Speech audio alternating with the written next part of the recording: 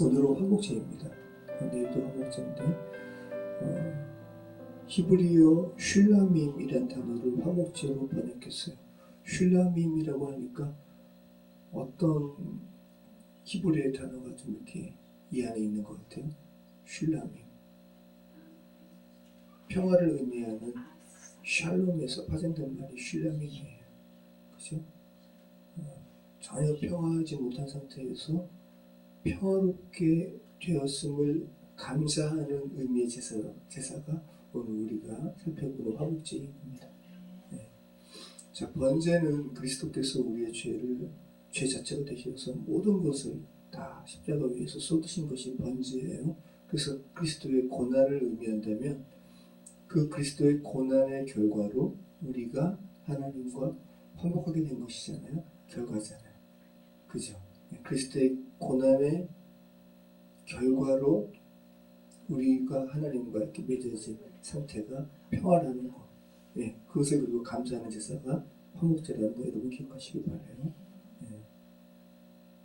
그래서 우리는 예수님께서 이루신 것의 원인과 과정에만 머물면 안 돼요. 그죠? 우리가 계속 예수님의 속죄 대신 예수님의 그 속죄 사역에만 머물면 안 되고 우리는 그 속죄의 결과인 화목까지 나가야 돼요. 이게 굉장히 중요한 부분인 것 같아요. 그죠? 그래서 바울이 그렇게 예수님에 대해서 이 구약의 학자인 율법의 학자인 바울이 예수님을 화목제물로 그렇게 표현하는 거예요. 속죄제물이라고 표현하지 않아요. 화목제물로 표현하는 거죠. 그리고 그렇게 예수님께서 우리와 하나님 사이를 화평케 하신 것을 그렇게 강조하는 거예요. 로마서 3장 25절 이 예수를 하나님이 그의 피로써 믿음으로 말미암는 화목제물로 세우셨으니 이는 하나님의 길이 참으시는 중에 전에 지은 죄를 간과하심으로 자기의 의로우심을 나타내려 하심이니. 골로새서 1장 20절 그의 십자가의 피로 화평을 이루사 만물 곧 땅에 있는 것들이나 하늘에 있는 것들이 그로 말미암아 자기와 화목하게 되기를 기뻐하십니다. 에베소서 2장 10절 또 오셔서 먼 데 있는 너희에게 평안을 전하시고 우리가 정말 하나님과 멀리 있었어요. 그죠? 근데 평안을 전하시고 또 가까운 데 있는 자들에게 평안을 전하셨어요. 에베소서 2장 14절 그는 우리의 화평이신지라 둘로 하나를 만드사 원수된 것 곧 중간에 막힌 담을 자기 육체로 허시고. 네. 자, 그러면 번제와 화목제의 이 의미를 제가 지금 잠깐 살펴봤는데 제사의 어떠한 방법에 있어서 여기 차이점은 뭘까요? 번제는 흠없는 수컷만 드리는 거예요. 그죠? 그런데 화목제는 흠없는 수컷뿐만 아니라 암컷도 드릴 수 있는 거예요. 또 어떤 차이가 있습니까? 번제는 가죽을 제외한 모든 것을 다 태워 올리는 거예요. 근데 화목제는 내장과 우리가 지금 읽어봤지만 막 미골이라는 것은 뭐냐면 그 팔레스타인 또 북이집트 이쪽 지방에 있는 양은 꼬리가 이 꼬리뼈가 이렇게 아주 달려있다 그래요. 그게 미골이라고 합니다. 근데 그쪽에 아마 기름이 많은가 보죠. 그래서 오늘 우리가 읽은 이 본문에서 여러 가지 내장이 나오고 내장과 관련된 기름을 하나님께 태우라고 그러잖아요. 네. 이 차이가 있는 거죠. 번제는 가죽을 제외한 것을 다 태우는데 화목제는 가죽은 또 제외하겠지만 화목제는 고기는 나누어 먹고 내장과 관련된 기름은 하나님께 태워 올리는 차이가 있습니다. 지난번에도 말씀드렸지만 고기를 태워 올리는 것, 이 단백질을 태워 올리는 것이 어떻게 향기롭겠어요, 그죠? 향기롭지 않죠.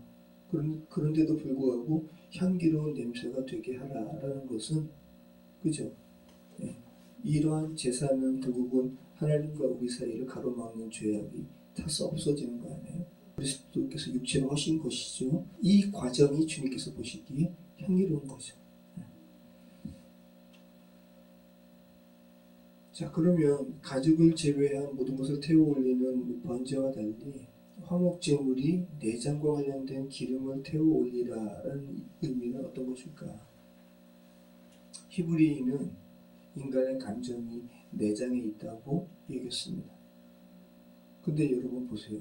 우리와 인간 사이의 불화, 화목해 되어야 하는 이 불화가 어디에 있어요? 네, 감정에 있어요. 그렇죠?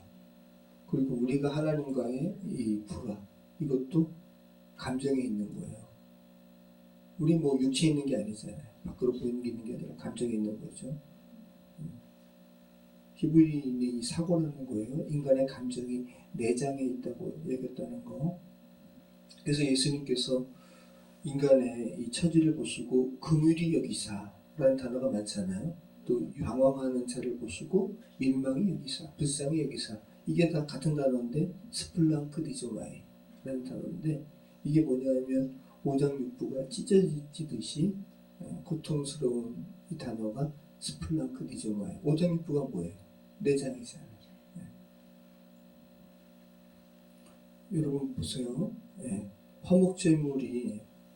화목제물로 하나님께 이렇게 제사 드릴 때 감정이 있다고 여기는 내장과 관련된 기름을 태워 올리라라는 부분을 여러분 깊게 묵상하시기 바래요. 화목제물은 상징이잖아요. 그죠? 화목제물로 오신 예수 그리스도의 사역으로 인해서 이제 오장육부가 찢어지듯이, 그죠? 아픈 하나님의 이 감정이 더 이상 그렇지 않아도 되죠. 예수님의 화목제물의 이 사역으로 말미암아 우리도 마찬가지.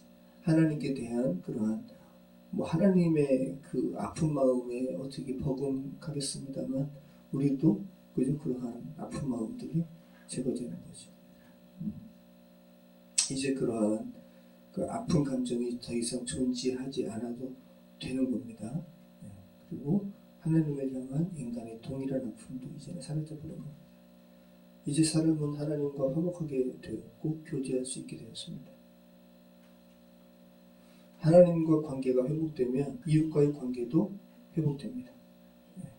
그래서 화목제물의 고기는 번제와는 달리 제사장 또 화목제물을 드린 자와 이웃들이 나누어 먹을 수 있는 거예요. 레위기 19장에 의하면 화목제물은 며칠 만에 다 먹냐 하면 이틀 안에 먹어야 돼요. 이틀 안에.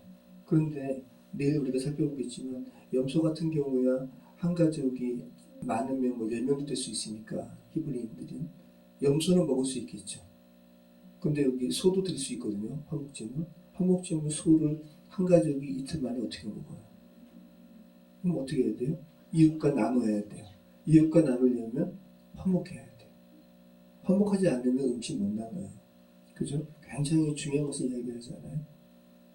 한번 레위기 19장 5절 6절 한번 보실까요? 너희는 화목제물을 여호와께 드릴 때 기쁘게 받으시도록 드리고 그 제물은 드리는 날과 이튿날에 먹고 셋째 날까지 먹었거든 묘사하라.